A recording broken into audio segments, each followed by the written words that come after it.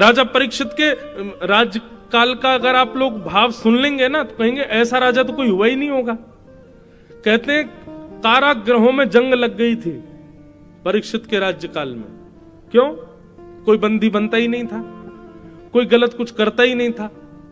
जितने भी सिपाही हैं पकड़ने वाले, ये सब अपने घरों में ही पड़े रहते थे, सब मोटे हो गए थे। क्यों? मेहनत करते ही नहीं थे, कुछ करने का कोई जरूरत ही नहीं है, क्योंकि गुनाह कोई करता ही नहीं था। ऐसा था परीक्षित का राज्य। कोई हिंसा नहीं, कोई छल नहीं, कोई कपट नहीं, कोई दंभ नहीं, कहीं चोरी चकारी नहीं, कुछ भी गलत नहीं होता था परीक्षित के राज्यकाल में। और सब लोग बड़े प्रसन्न होते थे, वाह वाह वाह भैया, ऐसा राजा होना चाहिए, ऐसा युग होना चाहिए, ऐसा सब होना चाहिए। लेकिन बस प्रतीक्षा करनी थी। क्यों? क्योंकि बहुत जल्दी आक्रमण होने वाला था। और एक दिन आक्रमण हो गया। कैसे? राजा परीक्षित भ्रमण करते हुए वन में गए और वन में उन्होंने देखा कि एक वृषभ यानी कि बैल, उसके 3 पैर कटे हुए हैं, वो एक पैर पर खड़ा है और एक व्यक्ति उसके चौथे पैर को काट रहा है। वो व्यक्ति कोई और नहीं, कलयुग था। कलयुग को देख करके राजा परीक्षित ने तलवार निकाली, बोले मेरे राजपाट में हिंसा करने वाले तुम कौन हो? जैसे ही तलवार घुमाने लगे परीक्षित जी के चरणों में कलयुग आ गया। बोले भगवान मुझे मत मारिए, मैं ब्रह्मा जी के द्वारा बनाया गया कलयुग हूं, मैं युग हूं। सतयुग के बाद त्रेता, त्रेता के बाद द्वापर, अब द्वापर चला गया, मेरी बारी आई है, मैं आ गया। बोले कब आए तुम?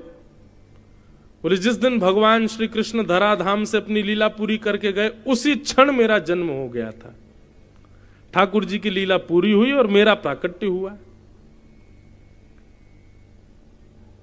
अब तो बहुत वर्ष हो गए ठाकुर जी को गए, अब धीरे धीरे मैं अपना प्रभाव दिखाना प्रारंभ करूंगा। अभी तो प्रारंभिक समय था, अब मेरा प्रभाव शुरू हो रहा है भगवान। और प्रभाव देख लो, ये बैल एक पैर पर खड़ा है, ये बैल नहीं है, ये धर्म है। और धर्म के 4 पैर होते हैं, सत्य, दान, दया और पवित्रता। मैंने पवित्रता रूपी इसके पैर को काट दिया, मैंने दान रूपी पैर को काट दिया, मैंने दया रूपी पैर को काट दिया। अब एक पैर बचा है बस इसका, वो है सत्य। जिस दिन ये कट गया धर्म धराशायी हो जाएगा और मेरा राज्य आ जाएगा। आज आपको क्या लगता है, क्या धर्म बचा हुआ है तो सही एक पैर पे ही, पर एक पैर से भी लड़खड़ा रहा है। सत्य कितना बचा है? बोलने में नहीं है सत्य। हां बस इतना बचा है कि जब हमारी सुनने की बारी आती है तो हम सत्य ही सुनना चाहते हैं।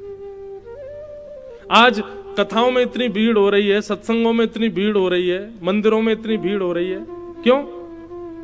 सत्य बताना। लाखों लोग टेकरी हनुमान जी का दर्शन करने जा रहे हैं। क्या इतने लोग दर्शन कर रहे हैं तो क्या इतने सारे लोग धर्मावली हैं? इनमें से कोई पाप नहीं करता? सब करते हैं। धर्म कैसा लड़खड़ा रहा है? मंदिर भी जा रहे हैं और मंदिर से बाहर आकर के थोड़े दिन बाद पाप भी कर रहे हैं। मैंने कहा ना कलयुग बड़ा खतरनाक है भैया। ये आपसे धर्म भी करवाएगा, पुण्य भी करवाएगा, कथा भी सुनवाएगा, तिलक भी लगवाएगा, धोती भी पहनवाएगा, आपसे संत सेवा भी करवाएगा, तीर्थ यात्राएं भी करवाएगा और इन सब के बीच पाप भी करवाएगा। ये रहने नहीं देगा आपको ऐसे।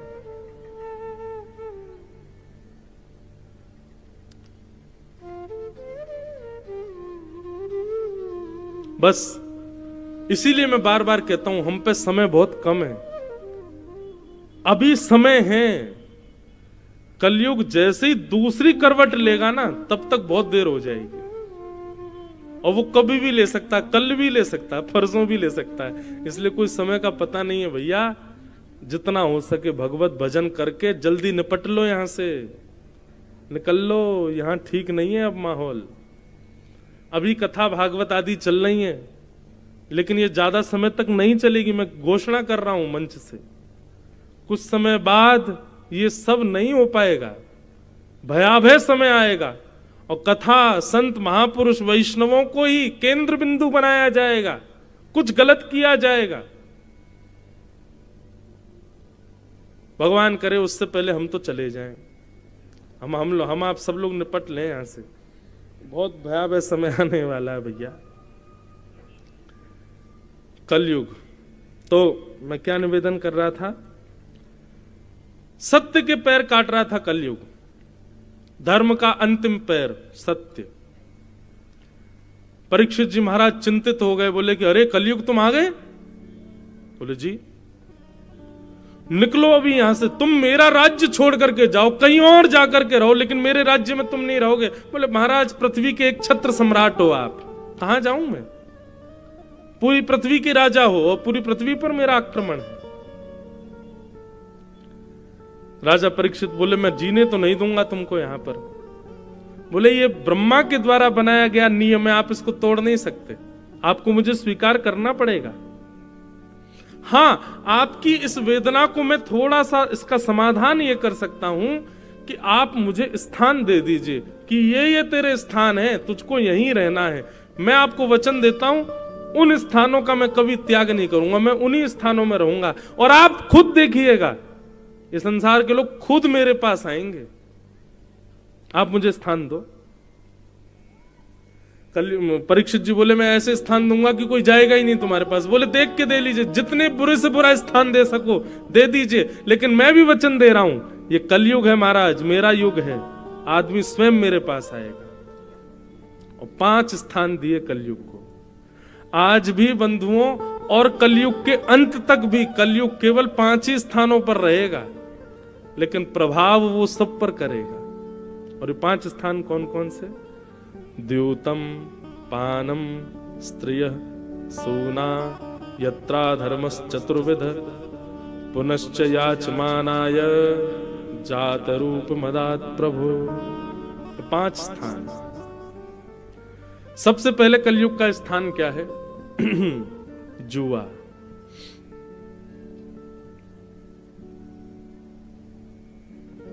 खेल कोई भी खराब नहीं होता, लेकिन उस खेल में प्रयोग किया गया धन और उसको बाजी लगा करके फिर खेला जाए, वो कलयुग है। इसलिए कभी भी धन की बाजी लगा करके कोई खेल मत खेलो। क्यों? आपने शौक में 10 रुपए लगा दिए और फिर आपने खेल खेल लिया, वो 10 रुपए एक ना एक दिन 10 करोड़ का नुकसान करवाएगा आपको। आप कहेंगे जुआ खेलना पाप क्यों है? वो आपके लिए धन है, पर आध्यात्मिक दृष्टि से वो लक्ष्मी है। आप लक्ष्मी को दांव पर नहीं लगा सकते। लक्ष्मी हमारी मां है, अपनी मां को कौन दांव पर लगाता है? लक्ष्मी नारायण की पत्नी है। किसी की पत्नी को दांव पर लगाओगे, अपनी मां के दांव पर लगाओगे, रह पाओगे खुश? इसलिए जुए में कलयुग का निवास। द्यूतम। दूसरा स्थान है पानम। पहले तो जुआ केवल गांव में वो खेलते थे, पेड़ों के नीचे बैठ के वो ताश खेल रहे हैं, उसी में पैसा लगा रहे हैं, हार गए इतना, ये सब वो सब होता। आजकल आधुनिक जुआ हो गया है, अब अलग प्रकार का जुआ खेलते हैं लोग। और एक बात कहिए, 500 की 1000 की शर्त जो लगाते हैं ना, लगी 500 की शर्त, ये भी जुआ है। अगर ऐसा हुआ तो तू 500 रुपए मुझे देगा, ऐसा हुआ तो 200 रुपए मैं तुझे दूंगा, ये भी जुआ है। ऐसा नहीं, उसमें कलयुग का निवास। द्यूतम। उसके बाद आता है पानम। अच्छा एक और बात सुनिए, ऐसा कभी कभी होता है कि हम शर्त लगा लेते हैं, अच्छा लगी 500 की शर्त, बोले हाँ लगी, और फिर वो काम हो गया, लेकिन फिर ना आपने बस इतना कह देखा हार गया, निकाल 500। अब जैसे वो निकालने लगा आपने अच्छा ठीक है रख ले, चल कोई बात नहीं, तो कोई दिक्कत नहीं। पर हाँ पीछे ही पड़ गए, बोले देने पड़ेंगे 500 बेटा तुझे, तू हारा है मुझसे, तो वो निश्चित है कि वो आपका सर्वनाश करेगा। तो द्यूतम। दूसरा स्थान है कलयुग का पानम। मदिरा पान करना, मांस भक्षण करना, गलत वस्तुओं का सेवन करना, गलत वस्तुओं का खान पान करना, उसमें कलयुग का निवास है। तंबाकू, बीड़ी, सिगरेट, मांस, मदिरा, इस प्रकार की वस्तुओं का सेवन करना, उनका सेवन करने से कलयुग का प्रभाव होता है। इसलिए भैया इनसे बचो। ये सब तामसी वस्तुएं बंधुओं, इनका सेवन नहीं करना चाहिए। तो द्योतम पानम, पानम के बाद आ गया स्त्रियः, पर स्त्री संग, पर पुरुष संग, विवाह के पश्चात अन्य के प्रति भाव प्रकट करना हृदय में, उसमें कलयुग का निवास है। कलयुग आपको छोड़ेगा नहीं। तो द्योतम, पानम, स्त्रियः, और चौथा स्थान है कलयुग का सूना। सूना कहते हैं हिंसा को, कलेश को। अभी आप लोग कथा सुन रहे हो, कितने ध्यान से कथा सुन रहे हो। दो लोगों की लड़ाई शुरू हो जाए बाहर, हाथापाई शुरू, आधे से ज्यादा पंडाल बाहर तमाशा देखने जाएगा। सब देखने जाए क्या हुआ, कौन मरा, कौन पिटा, कौन किसके लग गई, क्या हो गया। क्यों? हमारी रुचि हिंसा में होती है। कथा करने के लिए पूरे नगर में होर्डिंग लगाने पड़ते हैं, तब जाके इतने लोग आते हैं। पर हिंसा, लड़ाई झगड़ा करने के लिए कोई प्रचार नहीं करना पड़ता। बस दो लोग चौराहे पर लड़ लो, अपने आप भीड़ आ जाएगी देखने, अपने आप लोग इकट्ठे हो जाते। एक व्यक्ति, एक जगह मेरी कथा चल रही थी, वो बोले महाराज जी आप थोड़ी सी कथा जो है वो मधुर रस में ज्यादा कथा करते हो। मैं तो कैसे करूं? बोले वीर रस में किया करो, थोड़ी मार झाड़ हो, थोड़ी उसमें यूं उठा पटक हो रही हो, यूं बताए जा रहा हो ठाकुर जी ने उठा के फेंक दिया, महाराज उठा के ये मुष्टिक प्रहार कर दी। मैंने वाह भाई, ये भी कोई बात है? बोले महाराज जी थोड़ी न तकड़ भगड़ हो तब तो आनंद आवे। हिंसा, इसमें कलयुग का निवास है। किसी व्यक्ति ने, आप जा रहे थे कुछ गलत बोल दिया, तो आप उसको लेट गो नहीं करोगे, ठीक है बोल दी क्या करना है चलो। नहीं, इसने बोली किसी, घुमाओ बेटा बाइक, हाँ भाई 4 लोग लेके आ जल्दी। इसने बोली कैसे मुझसे ऐसी, और लिए पकड़ के महाराज, अब उसको तूने इतनी बोली मैं तुझे इतनी बोलूंगा। इसको कहते हैं कलेश। घर में, परिवार में बहन कुछ बोल दे, भाई कुछ बोल, पत्नी कुछ बोल दे, तो उसको शांत रह करके सॉल्व नहीं करते हम लोग। हमारा क्या, इसने ऐसा बोला, अब ये बच के तो दिखाए मुझसे, मैं बोल के दिखाऊं इसको, मैं करके दिखाऊं इसको। ये हिंसा है, इसमें पाप निवास करता है, इसमें कलयुग निवास करता है। बंधुओं, ये कलयुग घरों में ऐसे ही आता है। किसी एक व्यक्ति का मूड खराब करके वो ऐसी कुछ बात बुलवा देगा कि बाकी लोगों का भी दिमाग खराब होता है, फिर एक दूसरे से लड़ाई झगड़ा कर करके सब कलेश करके खत्म कर देते हैं। ये कलयुग का खेल है, इसको समझिए। एक व्यक्ति की मति बिगड़ी, वाणी बिगड़ी, बाकी सब शांत हो जाओ, ठीक है, कोई अपने आप ठीक हो जाएगा। अभी चिल्ला रहा है, बोल रहा है, ठीक है कोई नहीं, इसके पैर पकड़ लो, जो कह रहा करो, ठीक, सॉरी, ठीक है।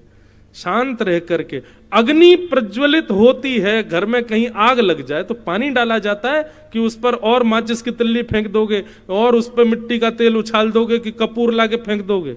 अग्नि तेज क्यों कर रहे हो? जैसे घर में आग लगने पर पानी डालते हैं, ऐसे ही घर के, परिवार के, मित्रों के, अपने संबंधियों में किसी एक में आग लगे, पानी डालो। और पानी का मतलब प्रेम, प्रेम बरसाओ, उसको हृदय से लगा लो, उसके पैर पकड़ लो, थोड़ा उसको समझा लो, मना लो।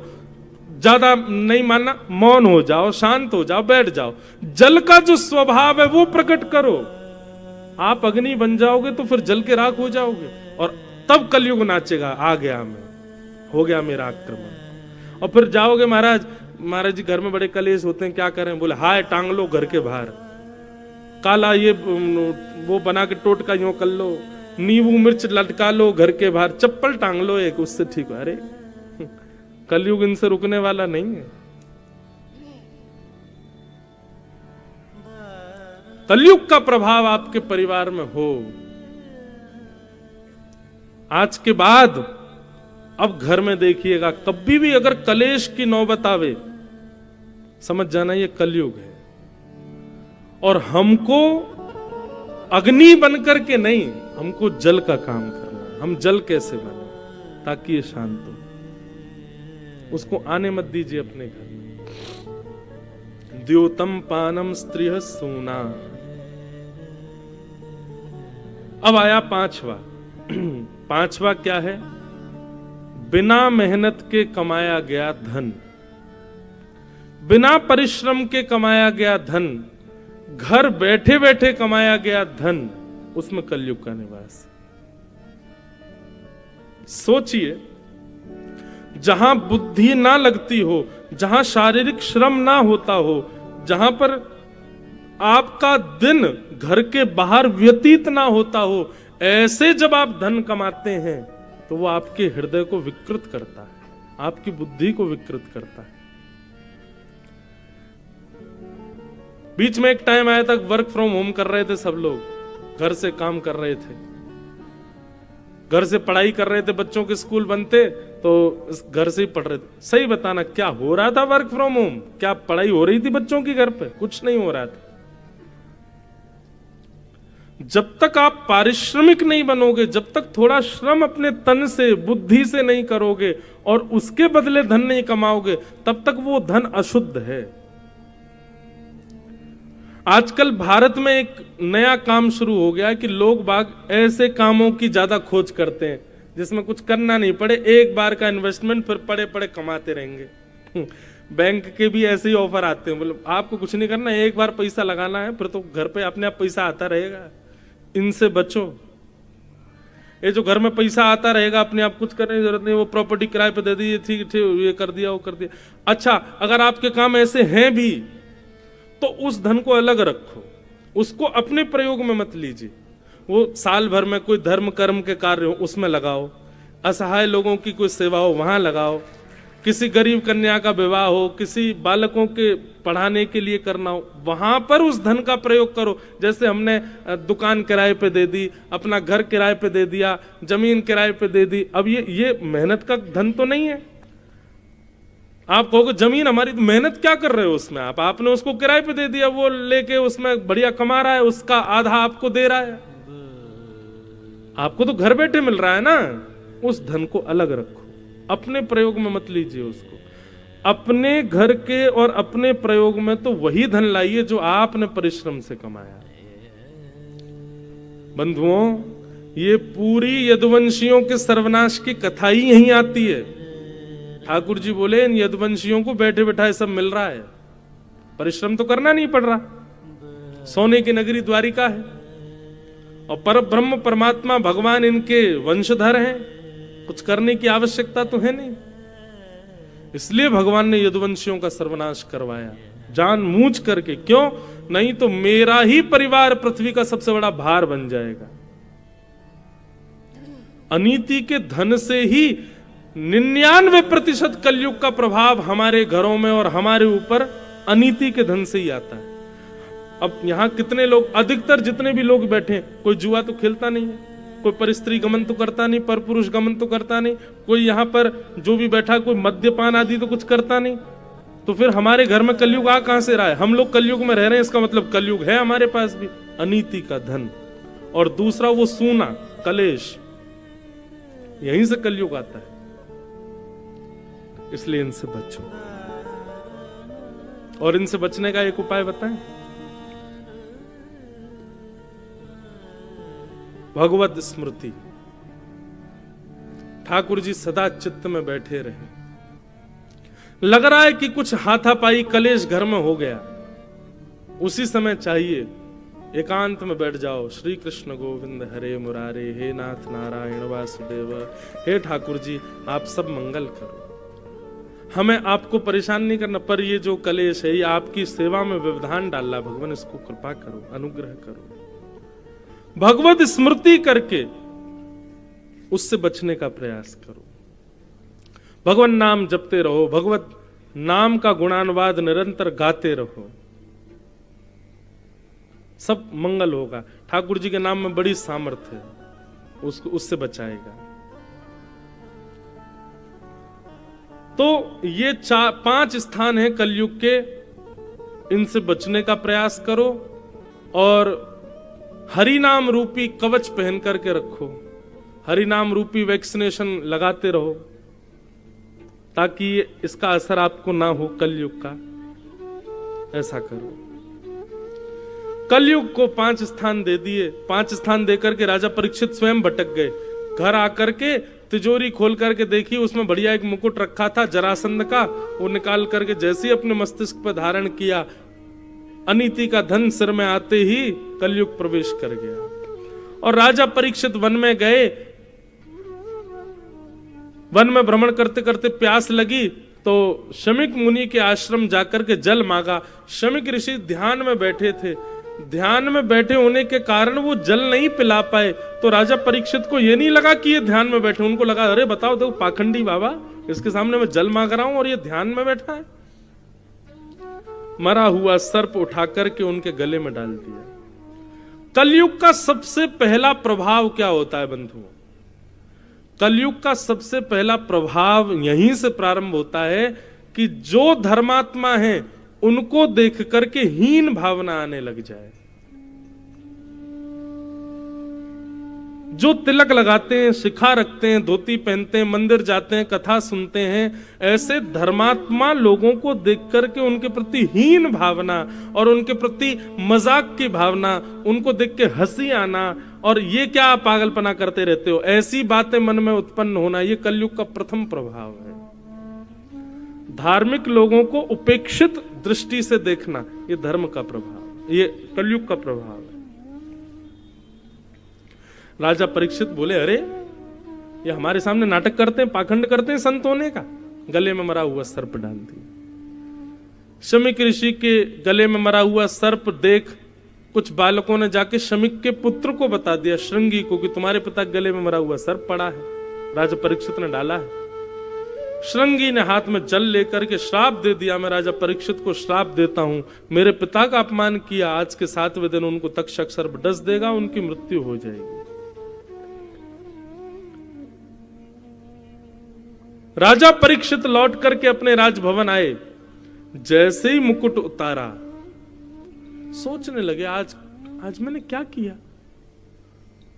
एक ध्यानस्थ बैठे हुए संत के गले में मरा हुआ सर्प डाल दिया मैंने, ये मैं कैसे कर सकता हूं? ये मेरा स्वरूप तो नहीं था, ये मेरा स्वभाव तो नहीं था।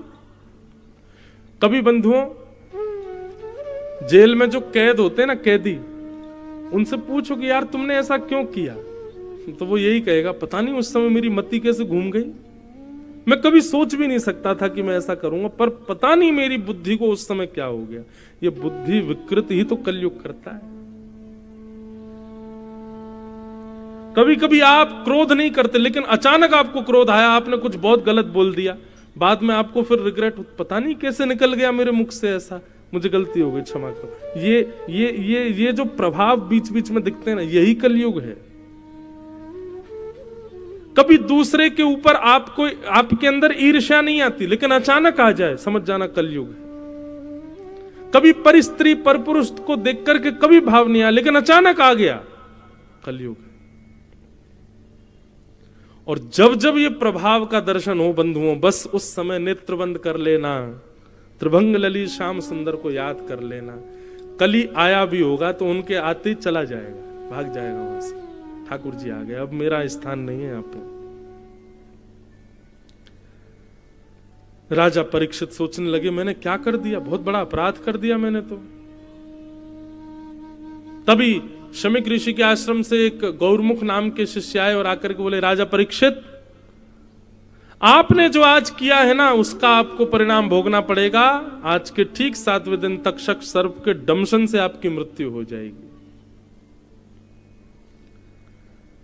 राजा परीक्षित को जैसे ये बात पता चली, नेत्र बंद हो गए राजा के, प्रणाम किया, अपने पुत्र को बुलाया, जन्मेजय इधर आओ।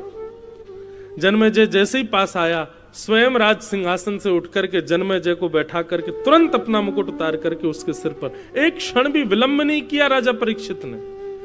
महामंत्री, सेनापति सब देखते रह गए, ये क्या कर रहे हैं राजा परीक्षित। अपनी पत्नी से बोले देवी, मैं संसार का सबसे भाग्यशाली आदमी हूं। पत्नी कहने लगी, 7 दिन में मरने वाले व्यक्ति जिसको श्राप लगा है वो अपने आप को भाग्यशाली कैसे कह सकता है? बोले, मैं भाग्यशाली इसलिए हूं, ब्राह्मण के मुख से निकला हुआ वाक्य जनार्दन का वाक्य माना जाता है। शास्त्र आज्ञा करते हैं ब्रह्म वाक्यम जनार्दनम। ब्राह्मण यदि कुछ कह दे तो ये समझ लो ठाकुर जी ने कहा है। और ठाकुर जी कभी किसी का अनहित नहीं चाहते। आज एक ब्राह्मण ने आकर के कहा कि मुझे 7 दिन में मरने का श्राप लगा है, देवी यदि तुम विचार करो तो हमारे अगले क्षण का भी नहीं पता कि हम जीवित रहेंगे कि नहीं, हमारे प्राण कभी भी निकल सकते हैं। मैं आज रात्रि सोऊंगा, कल की कथा कहूंगा, कोई गारंटी नहीं। आप आज की कथा में आए हो, कल आओगे, कोई गारंटी नहीं। कभी भी किसी के भी प्राण निकल सकते हैं। हमारे परीक्षित को तो फिर भी 7 दिन में मरने का श्राप मिला है, मुझे और आपको तो हर सेकंड में मरने का श्राप है। कभी भी मर सकते हैं हम, हमारे प्राण तो कभी भी निकल सकते हैं। राजा परीक्षित ने इसी बात को कहा कि मैं बहुत बड़ा भाग्यशाली हूं देवी, अगले 7 दिन में यदि पहाड़ भी कोई मेरे ऊपर गिर जाएगा तो भी मेरे प्राण नहीं निकलेंगे 7 दिन से पहले। प्राण तो अब 7 दिन बाद ही निकलेंगे। इसलिए संसार को कोई व्यक्ति नहीं कह सकता कि मैं अगले घंटे जीवित रहूंगा, लेकिन मैं दावे से कह सकता हूं कि अगले 7 दिन तक मुझे कोई नहीं मार सकता। तो क्यों ना, मुझे जब पता ही चल गया है कि मेरी मृत्यु 7 दिन बाद है, तो मैं अपने इन 7 दिनों को उपयोगी बनाऊं। अब राजा जनमेजय मेरा पुत्र है, आप राजमाता हो, मैं एक दीनहीन बन करके अब वन में जाऊंगा। और राजा परीक्षित उसी समय अपना गृह त्याग करके, राज्यपाट छोड़ करके वन की ओर चले गए। बंधुओं, ये कथाएं कहते कहते अब लगने लग अब ऐसा भाव आने लगा, कितने भाग्यशाली राजा परीक्षित। लेकिन भैया वही बात है, हम आप सब लोग राजा परीक्षित जैसे नहीं हो सकते। हमको अगर ज्योतिषी बता दे भैया अगले 7 दिन में तुम्हारी मृत्यु है, तो कहो तो 7 सेकंड में ही नहीं हमको अटैक आ जाए, बोलो मर जाएंगे, जाके पत्नी को सीधे हृदय से लगा लेगा, अरे देवी अब 7 ही दिन बच्चे में क्षमा कर देना, बच्चों को तुमको जो चाहिए खा लो भैया, वहां पैसा रखा उसको व्यवस्थित। हम इतने ज्यादा मतलब निकृष्ट हैं, इतने संसारी हैं, हमको अगर पता चल जाए कि हमारे पास इतना समय बचा है और इतनी देर में हमारी मृत्यु है, निश्चित है हम भजन नहीं स्वीकार करेंगे। सुन, बगल वाले अंकल है, उन पर 5 लाख रुपए मैंने दे रखे हैं उनको, 1 महीना से उनसे ले लियो, वहां पे इतनी प्रॉपर्टी है अपनी, उस पर ध्यान धर लियो, इतना पैसा बैंक अकाउंट में ले, सब 7 दिन के अंदर मैनेजर बैंक के सबसे मिलकर साइन वाइन बदलवा देंगे, सब बेटा तू संभाल, अब सब तेरा ही तो है, तुझे ही तो करना है। हम तब भी संसार को ही याद करेंगे। लेकिन राजा परीक्षित वन में चले गए और वन में जाकर के गंगा के तट पर जाकर के बैठ गए। अनंत ऋषि वहां बैठ करके भजन कर रहे थे। सबसे जाकर के राजा परीक्षित ने प्रणाम करते हुए कहा, मुझ पर समय ज्यादा अभिवादन करने का नहीं है, मैं सीधे प्रश्न कर रहा हूं कि हे भगवान, जिस व्यक्ति के जीवन के बहुत कम दिन बचे हों, केवल 7 ही दिन बचे हों, उसको मुक्ति कैसे मिलेगी? मुझे क्या करना चाहिए कि मुझे मुक्ति मिल जाए?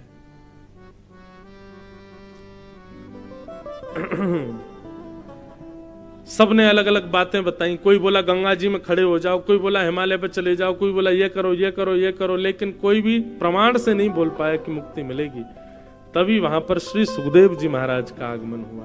बोलो सुखदेव जी महाराज की जय। सुखदेव जी आकर के सीधे आसन पर बैठ गए और परीक्षित ने चरण पकड़ लिए। बोलो भगवान, परीक्षित ने एक आसन रखा था, आप में से जो जिम्मेवारी ले 7 दिन में मुझे मुक्ति देने की, वो यहां आकर के बैठे। कोई नहीं बैठा उस पे आके। 16 वर्षीय 16 वर्ष के नन्हे से तुम 12 वर्ष, श्री सुखदेव जी महाराज आकर के उस पर बैठ गए और इतने विश्वास के साथ आकर के बैठे पद्मासन में, राजा परीक्षित को मुक्ति दिलाने के लिए मानो स्वयं चल करके श्री राधा रमन लाल पधारे हों सुखदेव जी के रूप में। सुखदेव जी के चरणों में वंदन किया और कहा, भगवान मेरे जीवन के केवल 7 दिन बचे हैं, मेरी मुक्ति का उपाय बताइए। अब यहां से सुखदेव जी महाराज कहना प्रारंभ कर रहे हैं और परीक्षित चरणों में विनती कर रहे हैं, तेरी शरण में आके मैं धन्य हो गया, तेरी शरण में आके सब लोग करताल बजा के धन्य हो गया। बंधुओं, हम सब भी परीक्षित हैं, हम भी सुखदेव जी से प्रार्थना कर रहे हैं, हे सुखाचार्य जी, इतने अल्प आयु में भगवत प्राप्ति का साधन आप ही हमको बता सकते हैं। हे भागवत जी, आप ही हमको आज्ञा करिए कि हम कैसे भगवत प्राप्ति करें। बंधुओं, आज 4 दिन हो गए कथा को, 4 दिन की कथा और शेष बची है। सब लोग भागवत जी से प्रार्थना करो, हे भागवत जी, हम बड़े भाग्यशाली हैं कि आप चल के हमारे नगर में पधारी हैं। आप आकर के ये सुंदर ज्ञान हमको प्रवाहित कर रही हैं, जिससे हमारा जीवन सुखद आनंदमय बनेगा। इसलिए सब लोग करताल बजा करके भागवत जी से प्रार्थना करते हुए गाओ, तेरी शरण में आके मैं धन्य हो गया, तेरी शरण में आके मैं धन्य हो गया। जन्मों की प्यास थी जो, की प्यास थी जो, जन्मों की प्यास थी जो, की प्यास थी जो, संपन्न हो गया, तेरी शरण में आके मैं धन्य हो गया। करताल बजा के गाओ, श्री राधा रमण लाल की, श्री टेकरी हनुमान जी महाराज की।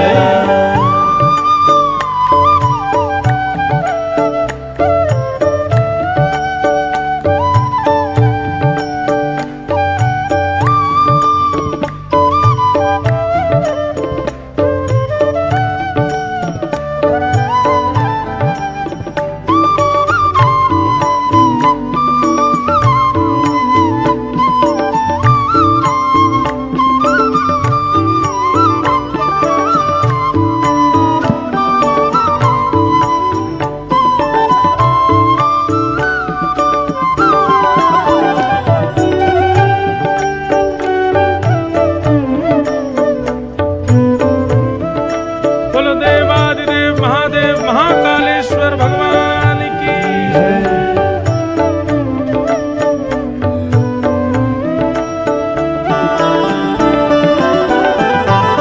कितने मिले अमीर यहाँ, कितने गरीब हो, कितने मिले अमीर यहाँ, कितने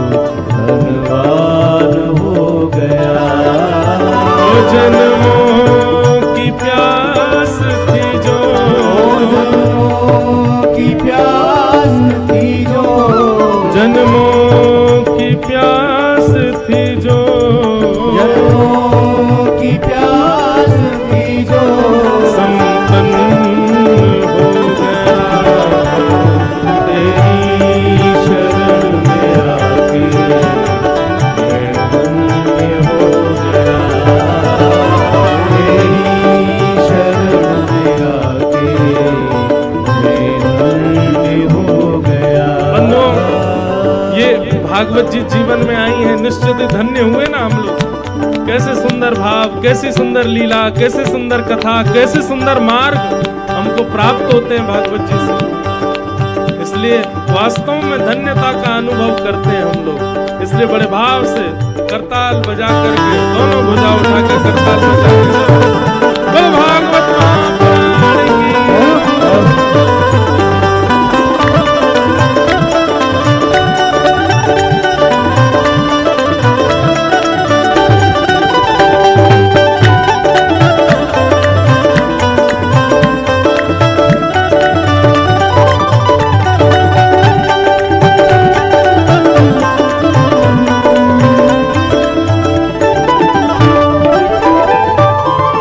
करना कभी ना दूर प्रभु चरणों से आप हो, करना कभी न दूर प्रभु चरणों से आप, करना कभी ना दूर प्रभु चरणों से आप हो, करना कभी न दूर प्रभु चरणों से आप, करना कभी ना दूर प्रभु चरणों से आप हो, करना कभी न दूर प्रभु चरणों से आप, चरणों के ही सहारे, चरणों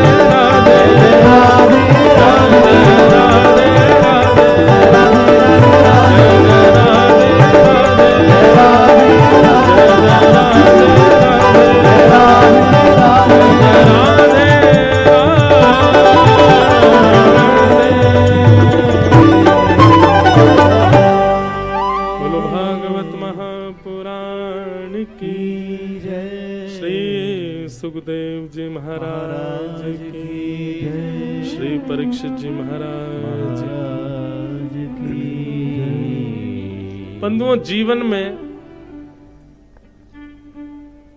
ठाकुर जी कहते हैं मैं मानव के ऊपर 3 कृपा करता हूं। जीव के ऊपर 3 कृपा करता हूं। बहुत ध्यान से सुनिएगा सब लोग। हम पे कौन सी हो गई है ना, सुनो। ठाकुर जी कहते हैं सबसे पहली कृपा मेरी क्या है?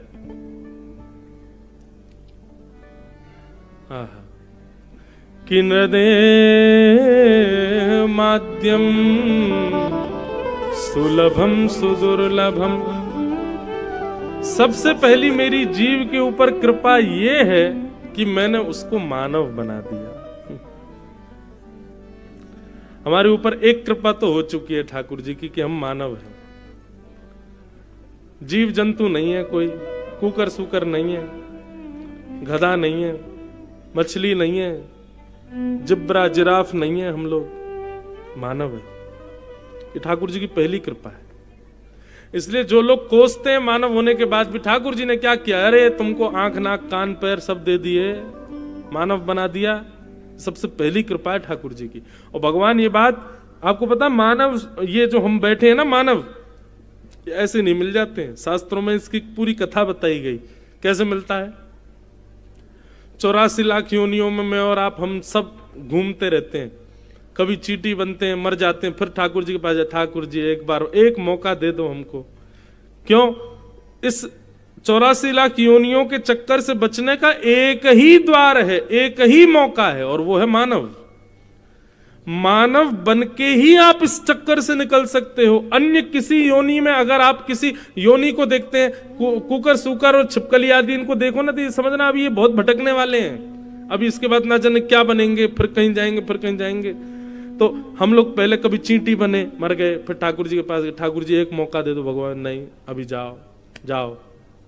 कुकर बनो, कुकर बना दिए, फिर मर गए, फिर आए ठाकुर जी एक मौका दे दो। नहीं, अब सूकर बनो, सूकर बना दिए, फिर आ गए, ठाकुर जी एक मौका ना, अब भैंस बनो, जाओ दूध पिलाओ सबको। भैंस बन गए, भैंस बन के आ गए, ठाकुर जी नहीं, अब मछली बनो, जाओ, मछली बन गए। मछली के बाद कॉकरोच बनो, जाओ बाथरूम में पड़े रहना सबके, बना दिए। इस प्रकार ठाकुर जी जब हमको बहुत, जब हम बार बार प्रार्थना करते, गिर जाते, पड़ जाते ठाकुर जी के आगे, ठाकुर जी एक मौका, बस एक मौका दे दीजिए, तब ठाकुर जी कहते हैं अच्छा चलो ठीक है।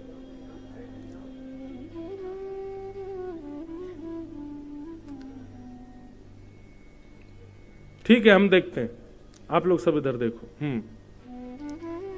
क्या बता रहा था मैं? हाँ, तो फिर ठाकुर जी से हम कहते हैं ठाकुर जी एक मौका दे दो। मानव शरीर मौका है, इसका नाम ही मौका, निकलने का मौका यहां से।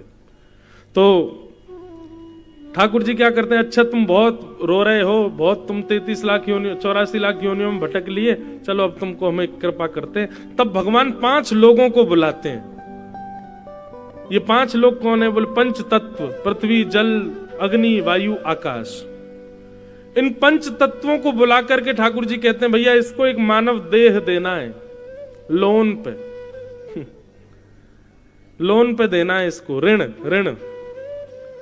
तब ये 5 तत्व हमसे सौदा करते हैं, पृथ्वी जल अग्नि वायु आकाश।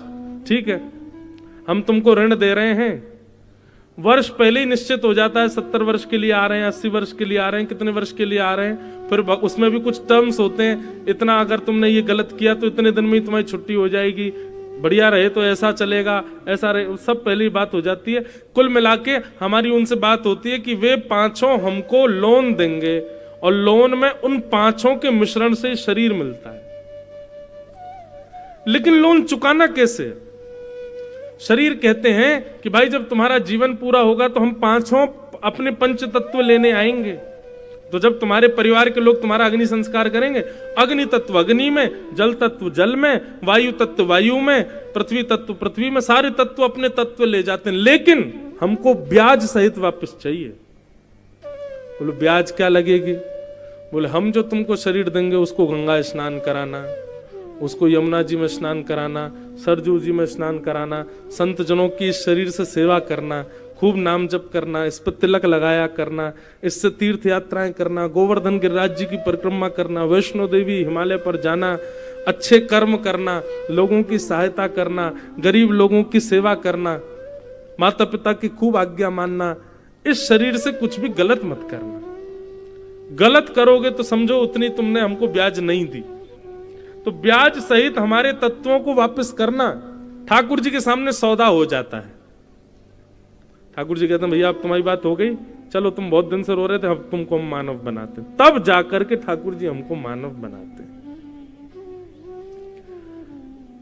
7वें महीने जब मां के गर्भ में होता है तब भी हमको याद होता है कि हम क्या क्या बात करके ठाकुर जी से आए और हम कहां कहां योनियों में घूम के आए। 9वां महीना प्रारंभ होते ही जैसे हमारे प्रकट का समय आता, हम खुश होने लग जाते, अब हमारा जन्म होगा। और जन्म लेते ही जब तक माता पिता भाई बंधुओं को नहीं पहचानते तब तक भी हमको सब याद रहता है, लेकिन जैसे ही ये माया अपना जाल डालना प्रारंभ करती है, ये माँ है, ये पिता है, ये भाई है, बंधु है, तुम्हारी इतनी संपत्ति है, तुम इतने पैसे वाले घर में हुए हो, तुम्हारा इतना सब कुछ है, ये भोग है, ये विलास है, इतने सारे संसार में ये सब, ओहो, इसकी चकाचौंध में इतने अंधे हो जाते हैं, भूल जाते सब ठाकुर जी। फिर ठाकुर जी बीच बीच में आपके पास पत्र भिजवाते हैं। किस रूप में? जैसे गुना में कथा हो रही है, ये ठाकुर जी ने एक पत्र भेजा, बोले बेटा समझ जाओ, तुमको मानव बना के भेजा हमने, हैं कथा में जाओ, सुनो व्यास जी से, क्यों आए हो तुम पृथ्वी पर। लेकिन बाहर से ही बोर्ड देख करके चले जाता है, अरे कहा भीतर बैठे 3 घंटा क्या करना है हमको। ठाकुर जी एक नहीं अनेक बार आपको मैसेज भिजवाते हैं, कथाओं के द्वारा, सत्संग के द्वारा, संत जनों के द्वारा, कि भैया तुम क्यों आए हो पृथ्वी पर, समझ जाओ। जैसे बैंक वाले लोन लेने के लिए फोन करते बार बार, हे भाई तुम्हारा लोन कब चुका रहे हो, तुम कब पूरा कर रहे हो, ब्याज ब्याज। तो ऐसे ठाकुर जी बीच बीच में कथा बताएं के द्वारा भेजते रहते हैं। तब भी नहीं मानता वो व्यक्ति और दूषित क्रिया करते हुए जैसे ही प्राण त्यागता है, तब पंच तत्व उसके सामने खड़े हो जाते हैं और कहते हैं भाई तुमने हमारी पंच तत्व तो वापस किए, लेकिन तुमने तो और अपवित्र करके वापस किया, इससे खूब मदिरा पान करी तुमने, हैं तुमने परिस्त्री संग किया, इतने दूषित काम किए, लोगों के पैसा मारे, छल किया, कपट किया, दंभ किया, लोभ किया। तब ये पंच तत्व भगवान से शिकायत करते हैं कि इसको ठाकुर जी ऐसी यातना देना, ऐसी यातना देना कि जीवन भर याद रखे। भगवान कहते हैं यातना देना हमारा काम नहीं, सौदा हमने कराया, अब जाओ, यमराज हैं, आदि हैं, इनसे जिससे तुमको यातना दिलवानी हो। तो पंच तत्व गले में फांसी लिए घूमे रहते हैं, हमको सब जगह भुगवाते हैं, इतने साल नरक में रहेंगे, इतने साल वहां जाएंगे, ये करेंगे। इस तरीके से हमारा जीवन चलता है। तो भैया भगवान की सबसे बड़ी कृपा क्या है कि हम मानव हैं, और उसमें भी उससे बड़ी कृपा क्या है कि हम ठीक ठाक हैं, आंखें हैं, नाक है, जीभ है, कान है, हाथ है, पैर है, कोई शिकायत करने को लिए नहीं है कि भाई हम पे ये कमी है। ठीक है, कमी हो भी तो ठाकुर जी उतना लोन कम कर देंगे, सब कुछ है। ये भगवान की पहली कृपा। दूसरी कृपा क्या है कि नृदेह माध्यम सुलभम सुदुर्लभम। फिर भगवान कहते हैं मैं दूसरी कृपा क्या करता हूं, बोले प्लवम सुकल्पम गुरु कर्ण धारम। बोले मैं उसको बार बार गुरुजन उसके जीवन में भेजता हूं, अगर ठुकरा दे तो वो उसकी इच्छा, लेकिन किसी एक को स्वीकार करके अपना गुरु बना ले तो समझना ये मैंने उस पर दूसरी कृपा की। क्यों? मानव तो बना दिया, अब मानव बनने के बाद सद्मार्ग दिखाने वाले गुरु भी मैंने उसको दे दिए। ये मेरी दूसरी कृपा है। और मेरी तीसरी कृपा क्या है, बोले मयानुकूले नभस्वते ऋतम। तीसरी कृपा भगवान बता रहे हैं कि उसके हृदय में भक्ति प्रकट हो जाए और वो अपनी अनुकूलता से रहना बंद कर दे, मेरी अनुकूलता से रहने लग जाए। जो मैंने गीता में बताया, जो मैंने रामायण में बताया, जो भागवत में, महाभारत में मेरे उपदेश हैं, उन उपदेशों को सुन करके मेरी अनुकूलताओं से अपना जीवन निर्वहन करने लग जाए। भगवान कहते हैं ये तीसरी कृपा है मेरी उसके ऊपर। ये 3 कृपा ठाकुर जी करते हैं। तो पहली कृपा तो साक्षात है कि हम सब मानव हैं, तो पहली कृपा तो हम पे हो चुकी है। अब ये 2 कृपाएं हम करवाना चाहते हैं कि नहीं, ये हम देख लें जीवन में। गुरु मैं फिर कहूंगा बंधु, गुरु का मतलब दीक्षा लेना नहीं होता, दिशा लेना होता है।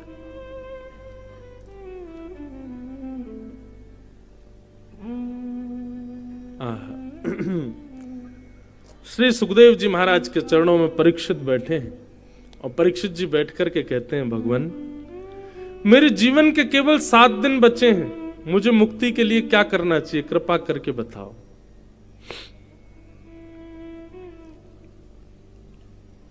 सुखदेव जी महाराज 1 मिनट के लिए मौन रहते हैं और 1 मिनट विचार करके सीधे बोलना प्रारंभ करते हैं। और यहां से सुखदेव जी की वाणी प्रारंभ होती है कि वरीयाने शते प्रश्न कृतो लोक हितम नृप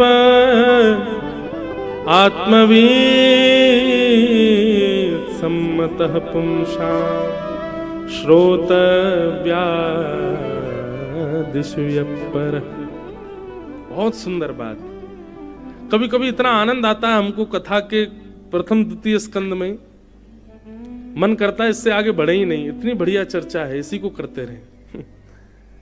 इस बार एक सौभाग्य हमको प्राप्त हो रहा है। 7 दिन 8 दिन की कथाएं, तो फिर अभी आज तक तो देखो कथा आराम से, कल से भागेगी कथा, कल से जल्दी कृष्ण जन्म करना है, फिर गोवर्धन पूजा करना, तो कथा थोड़ी शॉर्ट हो जाती। पर इस बार हमको एक सौभाग्य मिल रहा है। 10 अप्रैल से 11 अप्रैल से 10 मई तक 1 महीना की भागवत कथा है नासिक महाराष्ट्र में।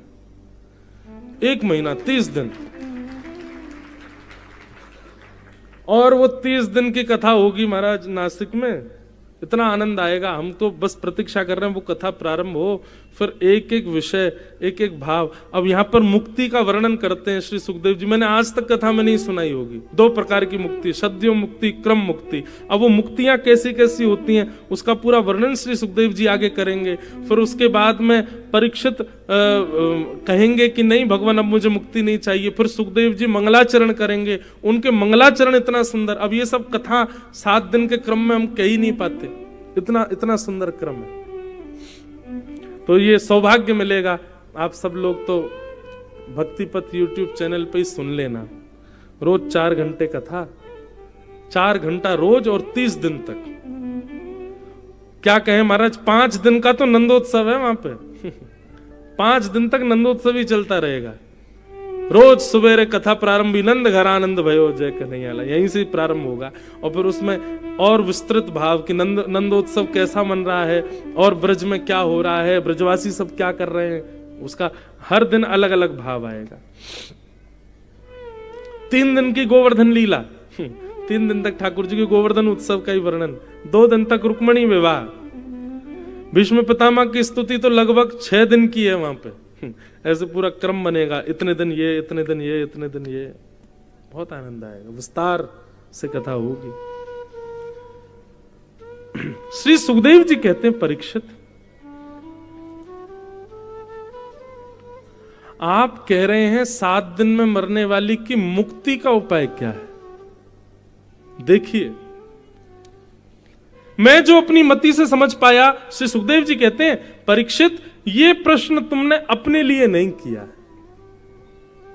कृतो लोक हितम नृप, कैसे कह सकते हैं? और मरने का श्राप परीक्षित को लगा तो परीक्षित ही पूछेगा ना, लेकिन नहीं। सुखदेव जी की बुद्धि देखिए। सुखदेव जी कहते हैं, परीक्षित ये प्रश्न तुमने अपने लिए नहीं किया। क्यों? मुक्ति की कामना परीक्षित नहीं मांग सकता? बोले नहीं मांग सकता। क्यों? बोले वो ऑलरेडी मुक्त है। क्योंकि ये ऐसा बालक है जिसने अपने जन्म लेने से पहले ही अपनी मां के गर्भ में भगवान का दर्शन किया है।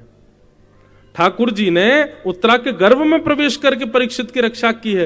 बोले इसका मतलब भगवत दर्शन इसको प्राप्त हो चुका है, मुक्ति तो इसको मिल ही जानी है। पहला कारण कि मुक्ति के लिए परीक्षित अपने लिए प्रश्न नहीं कर रहा है, क्योंकि उसने भगवत दर्शन कर चुका है वो।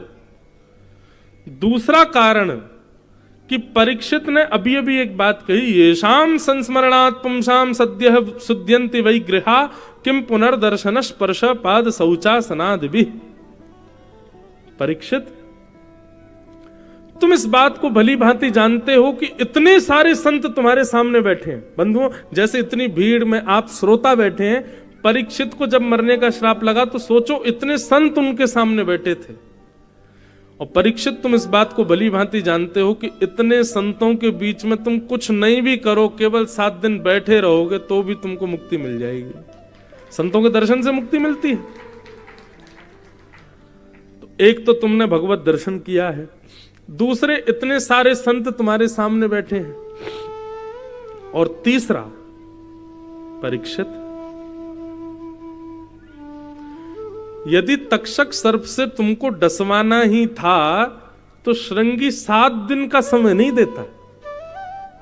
वो सीधा बोलता कि अभी इसी वक्त तक्षक सर्प डस देगा और राजा परीक्षित की मृत्यु हो जाएगी। उसने 7 ही दिन क्यों दिए तुमको? मुक्ति पाने के लिए, और जो तुम मुक्ति मांग रहे हो ना, इस मुक्ति को पाने के लिए 7 जन्म, 7 साल, 7 मिनट, 7 सेकंड की भी आवश्यकता नहीं है। मुक्ति के लिए कितना समय चाहिए? बोले 1 क्षण। सुखदेव जी कहते हैं किसी व्यक्ति ने जीवन भर पाप किया हो, जीवन भर दूषित काम किए हो, जीवन भर गलत काम किए हो, और ऐसे व्यक्ति के प्राण निकलने वाले हो, शरीर पूरा ठंडा पड़ गया हो, बस अंतिम श्वास नाक से निकलने वाली है, प्राण निकलने वाले हैं, और उसी समय उसके कान में कोई कह दे हरिश शरणम, तो उसके जीवन भर के सारे पाप समाप्त, तो उसको मुक्ति मिल जाएगी।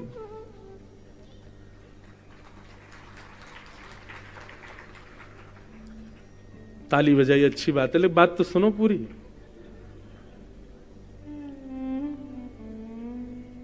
अभी बात पूरी नहीं हुई है।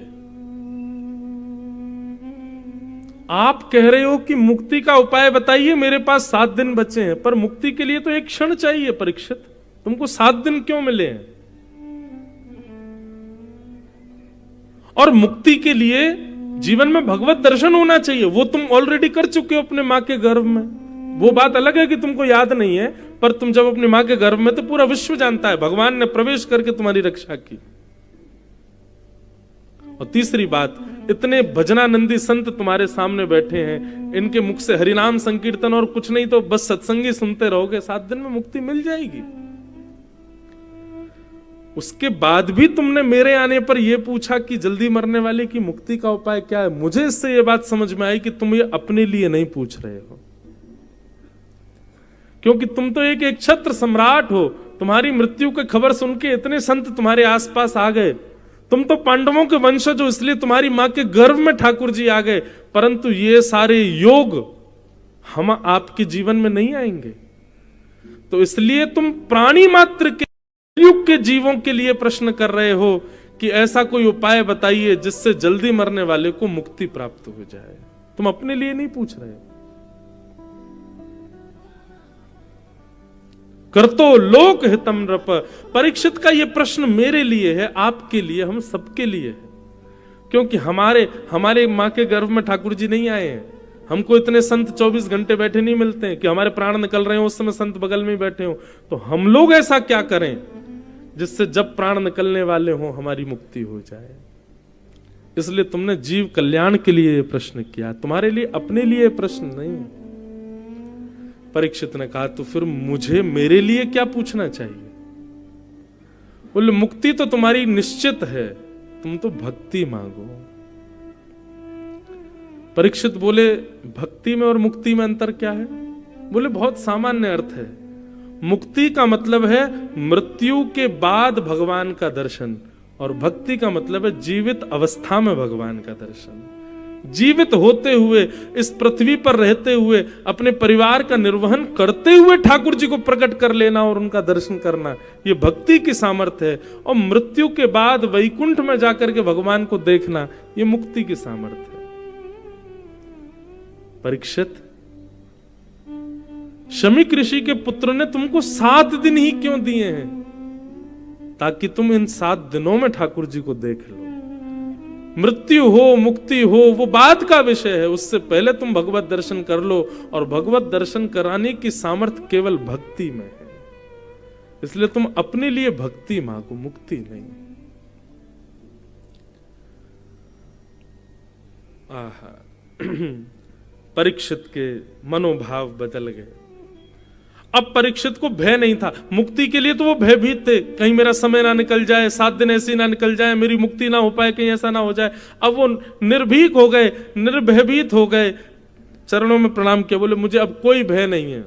7 दिन बाद तक्षक सर्प आके डसेगा, मुझे उसकी कोई चिंता नहीं, बस अब मेरी एक ही चिंता है, 7 दिन पूर्ण हो उससे पहले पहले श्याम सुंदर का मुझे साक्षात दर्शन करा दो भगवान, मुझे और कुछ नहीं चाहिए। मृत्यु के बाद मैं कहां जाऊंगा मुझे कोई चिंता नहीं, पर प्रत्यक्ष अभी मैं जीवित हूं, मुझे आप भगवत साक्षात्कार कराइए और उसके लिए आप जो कर सको वो करिए। तब यहां सुखदेव जी महाराज ने अब कहा समीचीनम समीचीनम, अब मैं मंगलाचरण कर लूं। तब सुखदेव जी ने अपना मंगलाचरण किया और मंगलाचरण करते हुए अब यहां से कथा कहना प्रारंभ करते हैं। राजन,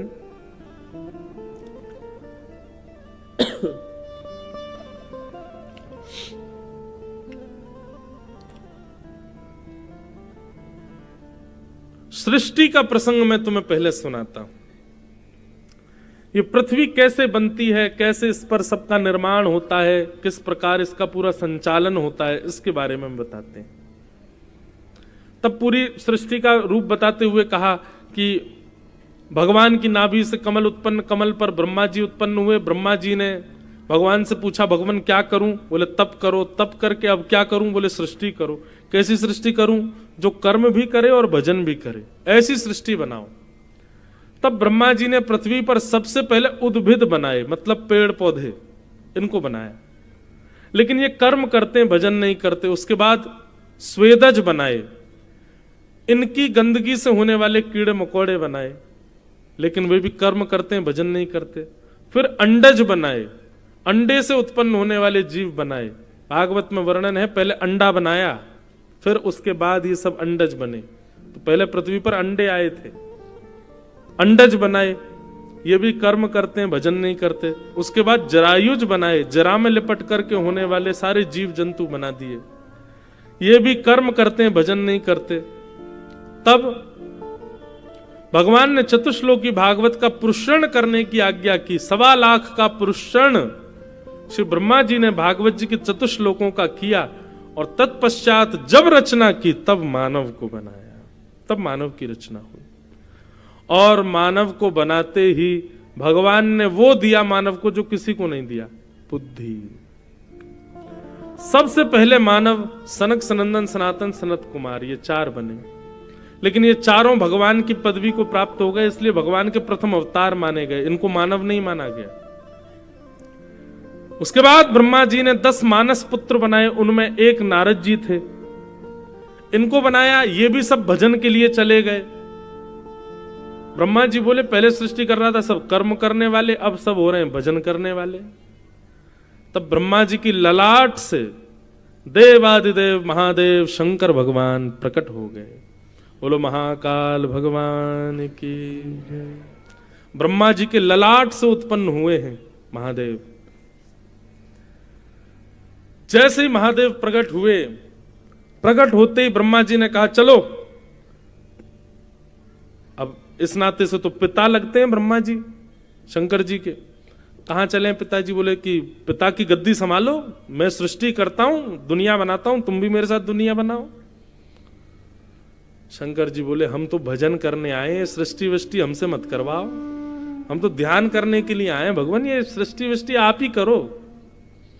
लेकिन शंकर जी को तभी मन में भाव आया कि पिता की आज्ञा अगर नहीं मानी जाएगी तो हम कुपात्र बालक हो जाएंगे। 4 प्रकार की संतान होती हैं। उत्तमः चिंतितः कुर्यात्, प्रोतत्कारी तु मध्यमः, अधमो अश्रद्धया कुर्यात्। उत्तम संतान किसको कहते हैं? जो माता पिता के चेहरे के आव भाव से ही समझ जाए कि वो क्या चाहते हैं और उसको कर दे, वो उत्तम बालक। मध्यम बालक उसको कहा गया जो आज्ञा का पालन करे, आज्ञा हो तब उसको क्रियान्वित करे, आव भाव से ना समझ पाए। अधम बालक किसको कहा गया? आज्ञा का पालन तो करता है लेकिन 100 सुनाता है मां को, 100 सुनाता है पिताजी को। पूरे दिन पीछे पड़ी रहती हो, दुकान चला जा, ये कर ले, पढ़ ले, ये कर ले।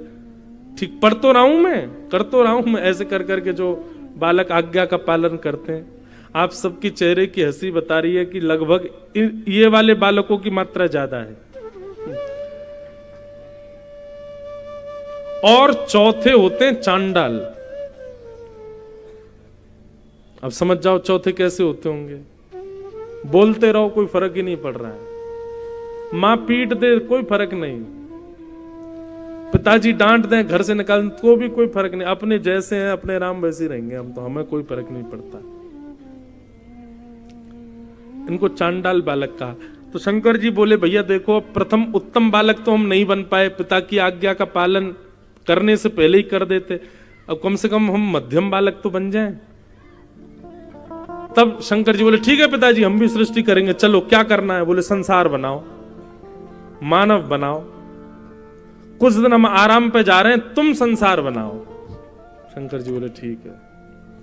लिए त्रिशूल आ गए महाराज पृथ्वी पर। शंकर जी को डायग्राम दिया था ब्रह्मा जी ने, बोले ऐसे बनाने मानव, 2 आंख, 1 नाक, 1 मुख, 2 कान, 2 हाथ पैर, बुद्धि। शंकर जी ने डायग्राम तो बहा दिया गंगा जी में, बोले जे तो ओल्ड हो गया, अब हम नया बनाएंगे।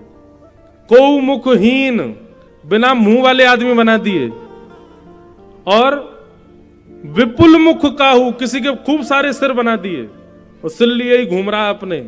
शंकर जी बोले हाँ जी अब बढ़िया लग रहे हैं।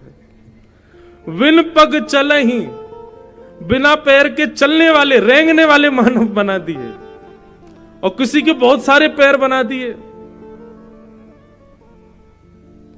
अच्छा ये मानव जीता कैसे? बोले अन्न से जीता है। बोले नहीं इसका उल्टा कर दो, अब ये सब कैसे भी जी जा। बोले कैसे? बोले पेड़ खा करके जी लेगा, तेल पी के जिएगा, अलग अलग आहार बना दिए मानवों के। इतनी विचित्र सृष्टि बना दी महाराज। एक रावण का श्लोक है, मैंने गाया, खूब लोग उसको सुनते हैं। अभी भी मैं महाकाल गया, वहां पे पुजारी जी बोले एक बार सुना दो। ये श्लोक रावण ने इसी भाव पर लिखा कि मेरे गुरुदेव महादेव ने सृष्टि कैसी की थी। तब रावण कहता है कि मेरे महादेव के द्वारा की गई सृष्टि के लोगों के स्वर कैसे थे, वो बोलते कैसे थे। तो कहता है यस्यास्त्रे ड्राट ड्राट डुट डुट मम लम टम टम टम टम टम डम शम डुडम शम डुहि डुहि चकितम भूपके भूपनालम तैलम तैलम तो तैलम खुकु खुकु खुकु ख्वांग खुख्वांग ख्वांग खुख्वांग ख्वांग ध्यायन्ते यस्य गान्ते वसति च सकलम पातु नो चंद्रचूड़। रावण के द्वारा रचित श्लोक है। और किस भाव में? कि मेरे महादेव की सृष्टि कैसी है। किसी के पेट में ही सिर है, किसी के मुंह पे केवल आंख ही आंख है, किसी के हाथ नीचे पैर ऊपर हैं। ऐसी विचित्र सृष्टि बना दी। और महादेव बड़े प्रसन्न हो रहे हैं देख करके, वाह कितनी सुंदर लग रही है। पिताजी ने एक जैसे बना दी तो मैंने अलग अलग बना दिए सब। महाराज अब तो शंकर जी का टेक्नोलॉजी और हाई करने लगे। अब तो ऐसी कर दी कि मुख से आग निकलने लगी मानवों के। अब वो मुंह खोले आग से पूरी धरती जला दे, कोई मुख से मुंह खोले तो बर्फ निकाल के सबको जमा दे। ऐसी सृष्टि तब जब पहुंच गए, बस अब होने ही वाला था, प्रलय का समय आने वाला था। इतने में ब्रह्मा जी की आंख खुली। ब्रह्मा जी बोले देखें सृष्टि कैसी चल रही है। नीचे आकर के देखा तो ऐसे मानव कि वो ब्रह्मा जी को ही मारने भागे। शंकर जी के पास गए, अलम प्रजा भी, तुम्हारे हाथ जोड़ रहे हैं, बस करो, बस अब इसको सब यहीं रोक दो, नहीं अब नहीं करनी सृष्टि।